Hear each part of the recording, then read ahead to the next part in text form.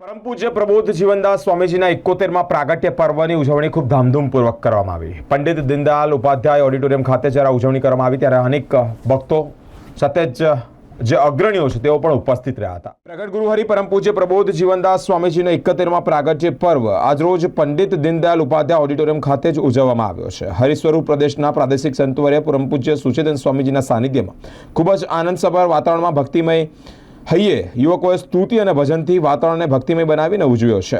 જીવનમાં સંતની અનિવાર્યતા શું છે, જીવનમાં ભક્તિની અનિવાર્યતા શું છે તેના અદ્ભુત સંવાદ પણ રજૂ કરવામાં આવ્યા। આ પ્રસંગે સમાજના શ્રેષ્ઠી ધારાસભ્ય શ્રી શૈલેષભાઈ મહેતા, મ્યુનિસિપલ કાઉન્સિલર શ્રી બાળુભાઈ સુરવે, મનીષભાઈ પગાર, સાથે જ નિલેશભાઈ રાઠોડ, બંદીશભાઈ શાહ, કેતનભાઈ બ્રહ્મભટ્ટ ઉપસ્થિત રહ્યા હતા। આજના શુભ અને મંગલકારી દિવસે યુકેમાં પરમ પૂજ્ય પ્રબોધ જીવનદાસ સ્વામીજી ઉપસ્થિત હોય ત્યારે મૂર્તિ પ્રતિષ્ઠાનો કાર્યક્રમ પણ થયો છે। સર્વપ્રથમ ત્યાં યાત્રા પણ કાઢવામાં આવી।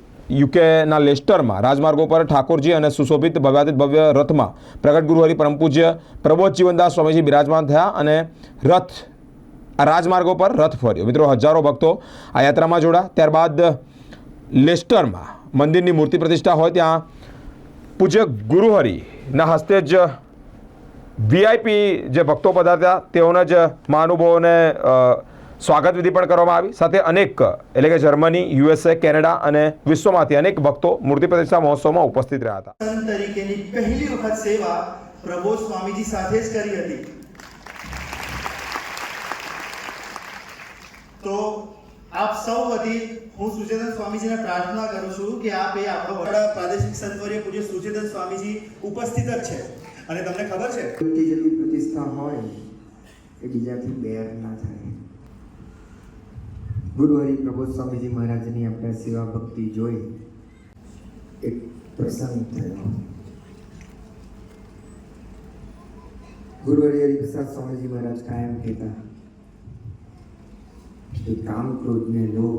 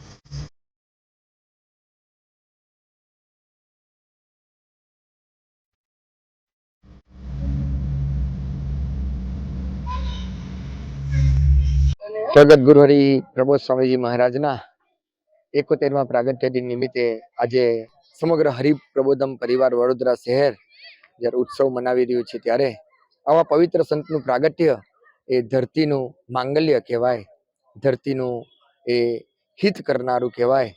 આવા પવિત્ર સંતો ધરતી પર આવીને સમગ્ર માનવ જનતાને માટે ખૂબ જ એ અથાગ પરિશ્રમ કરીને દાખલો કરીને એઓની ભક્તિ સ્વીકારીને એ ભક્તિ સ્વીકારતા એક પ્રભુ તરફની યાત્રા કરાવતા હોય, સાચા સંસ્કાર પ્રદાન કરતા હોય, કહેતા જગતની અંદર વિવેક, મર્યાદા, વિનય એ પ્રકટીકરણ કરતા હોય તો આવા પવિત્ર પુરુષનું પ્રાગટ્ય દિન આજે હરિપ્રબોધમ પરિવાર આજે તો ગુરુહરિ પ્રબોધ સ્વામીજી મહારાજ અહીંયા દિવ્ય દેહ બિરાજમાન છે।